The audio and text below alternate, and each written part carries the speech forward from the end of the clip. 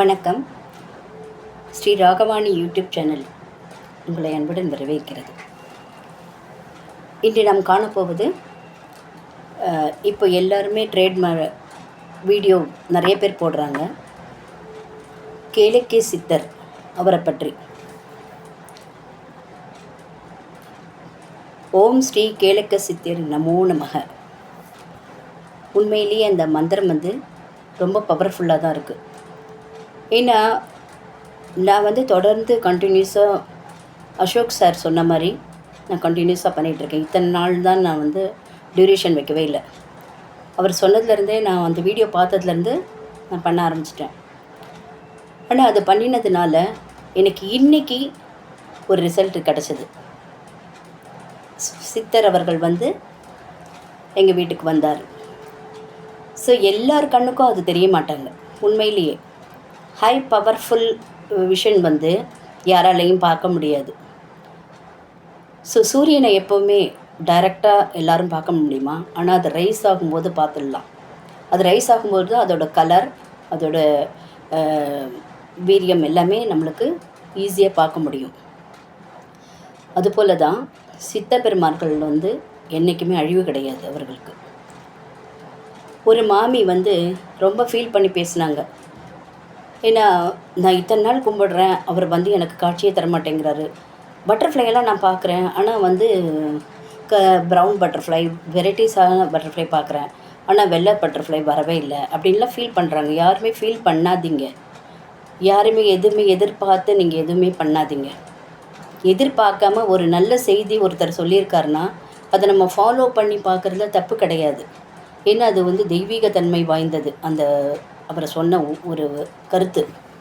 So அதற்கு மதிப்பு கொடுத்து நம்ம அவர் சொன்ன நேரத்திற்கே எழுந்திருக்க முடியலன்னா பரவாயில்ல, நம்மளால் எது முடியுதோ அதை பண்ணலாம். அந்த மாமி சொன்னாங்க, என்னால் காலையில் எழுந்திருக்க முடியல, எனக்கு வேலைக்கு போகிற வேலை இருக்குது, நிறைய வேலை இருக்குது, என் இஷ்டத்துக்கு எதுவும் பண்ண முடிய மாட்டேங்குது. அவர் அந்த டயத்தில் தான் வழிபடணுமா? அப்படி பண்ணால் தான் அவர் கண்ணுக்கு தெரிவாரா? அவர் தரிசனம் கொடுப்பாரா? அப்படின்லாம் கேட்டாங்க.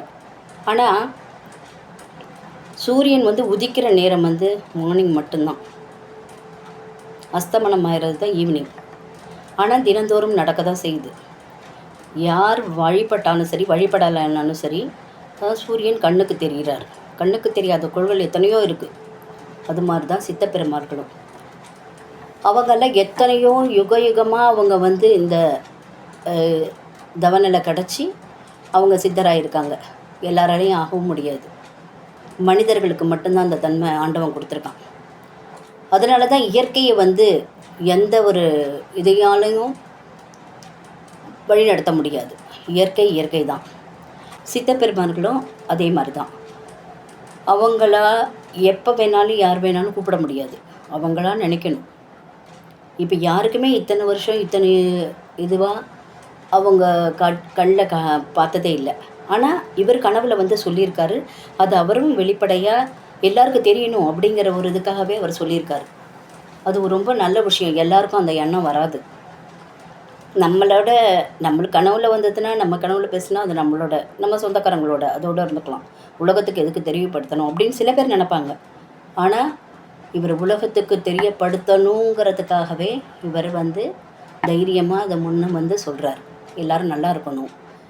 இப்போ பிரளய காலமாக ஆயிடுது. என்ன இருந்தாலும் எதையுமே தடுக்க முடியாத சூழ்நிலையில் தான் ஒவ்வொரு மனிதர்களும் இருக்காங்க. கஷ்டமோ நஷ்டமோ எதுவுமே ஃபேஸ் பண்ணி தான் ஆகணும். ஸோ அந்த மாதிரியான டயத்தில் நம்ம ஒரு சித்தர் அவரே இதை மாதிரி பண்ணால் உங்களுக்கு தேவையான இதை நிவர்த்தி பண்ணுவேன், உங்களுக்கு தேவையான வகையில் செய்வேன் அப்படின் போது நம்ம எதுக்கு முயற்சி பண்ணக்கூடாது? தாராளமாக முயற்சி பண்ணலாம்ல. ஆனால் அந்த மாமி சொல்கிறாங்க, என்னால் நைட்டி தான் போட்டுக்க முடியும், என்னை ஹார்ட் பேஷண்ட்டெல்லாம் ஜாக்கெட்டெல்லாம் போட்டு அழுத்தமாக உட்கார முடியாது. உண்மை தான். ஆனால் ட்ரெஸ் கோடுன்னு ஒன்று இருக்குது தெரியுமா? ட்ரெடிஷ்னல்னு ஒன்று இருக்குது.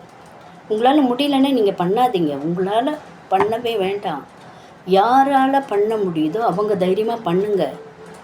உங்களுக்கு ஹெல்ப் பண்ணுறவங்க யார் இருக்கா அவங்கள பண்ண சொல்லுங்கள். அவங்க மூலியமாக நீங்கள் அதை அனுபவிங்க. ஏன் நீங்கள் தான் சிரமப்படணும்னு அவசியமே கிடையாது. அதே மாதிரி ஒரு லேடி சொன்னாங்க, எந்த சித்தர்களாலையும் கர்மா அழிக்க முடியாது. அது அவங்களுக்கு தெரிஞ்சது அவ்வளோதான். சித்தர்களால் மட்டும்தான் கர்மாக்களை அழிக்க தகுதி இருக்குது. ஏன்னா நம்ம ஷிரடி சாய்பாபாவே எடுத்துக்கோங்க. இப்போ இந்த காலத்துக்கே இப்போ இருக்க ஜென்ரேஷனுக்கு கூட அவங்களோட இது நல்லாவே தெரியும். ஏன்னா சத்சரிதம் படிக்கிறவங்களுக்கு நல்லாவே தெரியும். அவர் அவங்க இருந்த கிராமத்தில் வாழ்ந்த மக்களுக்கு எவ்வளோ செஞ்சார், எவ்வளோ பேருக்கு எவ்வளோ செஞ்சுருக்காருன்னு இப்போ வீடியோ கூட இதில் போட்டுட்டு வராங்க, சீரியல் மாதிரி போட்டிருக்காங்க. அதில் கூட எல்லாருக்கும் புரிகிற மாதிரி தான் அதர் லாங்குவேஜாக இருந்தாலும் தமிழ் ட்ரான்ஸ்லேஷன் பண்ணி போட்டிருக்காங்க. அதில் கூட காட்டுவாங்க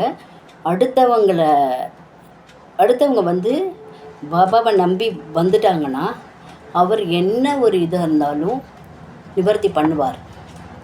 அவர்கிட்ட நோயாக இருக்கட்டும், இல்லை கெடுதியான செய்கையாக இருக்கட்டும், எந்த ஒரு இதுவுமே ஒரு குடும்பத்துக்காக அவர் தன்னால் முடிஞ்ச உதவியையும் எல்லா வகையான அமைப்பையும் அவர் செய்வார். அந்த நம்பிக்கை அவரவங்க டிவோட்டீஸ்க்கெல்லாம் கண்டிப்பாக நல்லாவே தெரியும். ஒன்லி டிவோட்டீஸ்க்கு தான் இது தெரியணுன்ற அவசியமே கிடையாது. அவர்களெல்லாம் சித்த புருஷர்கள், அவர்கள்லாம் இன்னுமுமே வாழ்ந்து கொண்டு தான் இருக்கிறார்கள். எல்லார் கண்களுக்கும் அவர்கள் தென்படுவது கிடையாது. திருவண்ணாமலையில் பல சித்தர்கள் இருந்தாங்க, தியானம் பண்ணுறாங்க, இன்னமும் இருந்துகிட்ருக்காங்க. அவங்களால பறக்கவும் முடியும், எந்த ஒரு இருட்டிலையும் அவங்களால செயல்பட முடியும். ஆத்மாவுக்கு அழிவு கிடையாது. ஆனால் அவங்க இறக்கலை, அவங்க சமாதி நிலை தான் அடைஞ்சிருக்காங்க. அவங்களோட இன்னும் உயிர் துடிப்பு உலகத்தில் இருந்துக்கிட்டு தான் இருக்குது. காற்றின் மூலமாக எல்லா இடத்துக்கும் அவர்கள் செல்வார்கள். அதில் எந்த வித மாற்று கருத்துமே கிடையாது. அப்படி இருக்கும்பொழுது ஏதோ ஒரு சித்தர் யாரோ கேள்விப்பட்டது கூட கிடையாது, அவராக வாலண்டியராக உதவி செய்கிறேன்னு வராரு. அவர் ஒருத்தருக்கோட கனவுல தான் அவர் சொல்லியிருக்கார். அவருமே எவ்வளவோ பிரச்சனைகள்லேருந்து தான் அவர் வேண்டியிருப்பார். அவரோட பேட்டியை பார்த்தா கூட அவருக்கு தெரியும். உண்மையிலேயே இந்த மாதிரி கனவுகள் என்பது எல்லாருக்கும் வராது, சில பேருக்கு தான் வரும். அந்த மைண்டோட குவாலிட்டி அது அவங்க அனுபவிக்கிறவங்களுக்கு தான் தெரியும். காற்றுன்னு சொல்கிறோம், காற்றுலேயே எத்தனை வகை இருக்குது. அதுபோல் இவங்க காற்று மூலியமாக தான் எந்த இடத்துக்கு வேணாலும் போவாங்க. சிலர் கண்களுக்கு தெரியும். அதுபோல் நம்ம நல்லதே செஞ்சு நல்லதே செயல்பட்டு நல்ல எண்ணத்தோடையே எல்லாருமே இருக்கிறோமே. ஆனால் அவர்கள் வழிபாட்டில் கண்டிப்பாக இது போன்ற சித்தர்கள் தரிசனம் தருவார்கள். ஏன்னா அவங்க வேறு எதையுமே இந்த காலத்தில் ஆத்திகம் நாத்திகம் ரெண்டுமே இருக்குது. நம்ம கண்ணிலேயே நிறைய பேரை பார்க்குறோம். சுவாமியே இல்லைன்றவங்க கூட சுவாமியால் கண்டிப்பாக கர்மாக்களை நிவர்த்தி செய்ய இயலாது. அவர் வேடிக்கை தான் பார்ப்பார். ஏன்னா விதிக்கப்பட்ட விதி அது அன்றைக்கே நம்ம எப்போ பிறக்கிறோமோ அப்போவே அது எழுதியாச்சு. அவர் உதவி செய்கிறதுக்கு நினைப்பார். ஏன்னா நம்ம நன்னடத்தையில் தான் அவராலையும் எந்த உதவியும் நம்மளுக்கு செய்ய முடியும். ஏன்னா எத்தனையோ பேருக்கு எவ்வளவோ பிரச்சனைகள் கொடுக்கும். அவங்க கர்மாக்கள் அழிஞ்சாதான் அவரோட இதுவுமே நம்மளுக்கு தெரியும். அவரோட செயல்திறனுமே நம்ம கண்ணால் பார்க்க முடியும், உணரவும் முடியும். அதனால் எல்லோரும் தயவுசெய்து கஷ்டமோ நஷ்டமோ நம்மளால் முடியலையோ அந்த 4 மணி to 5:30 மணி எந்த நேரம் வேணாலும் வருவார். இப்போ என் கண்ணுக்கு தெரிஞ்சது 5:30 மணிக்கு தான். ஸோ நான் அதை வீடியோவும் எடுத்திருக்கேன். ஸோ ஃபோட்டோஸ் எடுத்திருக்கேன். நான் உங்களுக்கு அது காட்டுறேன் கண்டிப்பாக. எதுக்காக இது இவ்வளோ தூரம் நான் சொல்கிறேன்னா, தீபத்தின் ஒளி எந்த மதமும் எந்த இதுவும் சம்பந்தப்பட்டது தான். ஏன்னா வெளிச்சம் என்பது பொய்யல்ல. யார் வேணாலும் தீபம் ஏற்றலாம்.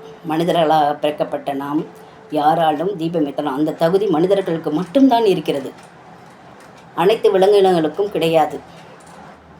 அப்போது உயர்ந்த குலமான மனித குலத்தில் நம்ம பிறந்துட்டு நம்ம ஏன் எல்லாரையும் இன்றைக்கி காலங்கார்த்தால சித்தர் வந்து எனக்கு தரிசனம் கொடுத்தார். அதை நீங்கள் மைன்யூட்டாக பார்க்கணும், கவனித்தாதான் தெரியும். ஒளி ரூபமாக தான் அவர் வந்தார். ஒளி ரூபமாக விளக்கில் வந்து இறங்கினார். அவர் எப்படி இறங்கினாருன்றது கூட நான் ஃபோட்டோ எடுத்திருக்கேன். அது வந்து ஒவ்வொரு ஃபோட்டோவாக நீங்கள் ஜூம் பண்ணி பார்த்தீங்கன்னா தெரியும். இது வந்து உண்மையான தகவல் தான், எந்தவித மாற்றமே கிடையாது. எல்லோருமே அதை ஃபாலோ பண்ணுறது நமக்கும் நல்லது, நம்ம குடும்பத்துக்கும் நல்லது, நம்ம உலகத்துக்குமே நல்லது செஞ்சதாக ஒரு திருப்தி இருக்கும். ஓம் ஸ்ரீ கேளக்கி சித்தரே நமோ நமக. எல்லோரும் அனைவரும் வழிபடுங்கள். வணக்கம். இந்த முதல் விளக்கில் விளக்கு எவ்வளோ இதுவாக எரியுதுன்னு பாருங்கள். அதுக்கு அடுத்த விளக்கில் ஃபோட்டோவில் கொஞ்சம் பிரகாசம் கூட தெரியுது. அதுக்கு அடுத்ததில் அந்த ஒளியானது அந்த பிளேட்டில் அந்த பிளேட்லேயே ஓரமாக இருக்குது பாருங்கள். அடுத்தது அந்த ஜோதி வந்து பிரகாசமாகுது. இது நல்லாவே பிரகாசமாக இருக்குது. அந்த தட்டில் பாருங்கள், அந்த ஒளி தெரியுது. அந்த தட்டில் இருந்து விளக்கில் வந்து இறங்கினார். அந்த விளக்கில் இறங்கின ஸ்வரூபம் வந்து என் கண்ணால் நேரில் பார்த்தேன். அது ஆனால் விஷனில் விழலை. அந்த ஒளி பிரகாசம் மட்டும்தான் இதில் தெரியுது. ஸோ நேரில் பார்த்த எனக்கு அது ரொம்ப திருப்தியாக இருந்தது. அது ஒரு மனிதர், வயதான மனிதர் அதில் வந்து அப்படியே அமர்ந்த மாதிரி இருந்தது. அது மார்பளவு அவரோட முகமும் அந்த மார்பளவு ஷோல்ட்ரு எல்லாமே அப்படியே கிளியராக தெரிஞ்சுது. இது வந்து நம்ம விஷனில் பார்க்கும்போது அந்த பிரகாசத்தை தான் காட்டுறாரே ஒழிய அந்த உள்ளே இருக்க ஜோதிக்குள்ளே இருக்கிற அந்த நிழலான உருவம் இதில் தெரியல. ஆனால் என் கண்ணுக்கு டைரெக்டாக தெரிஞ்சார். நன்றி.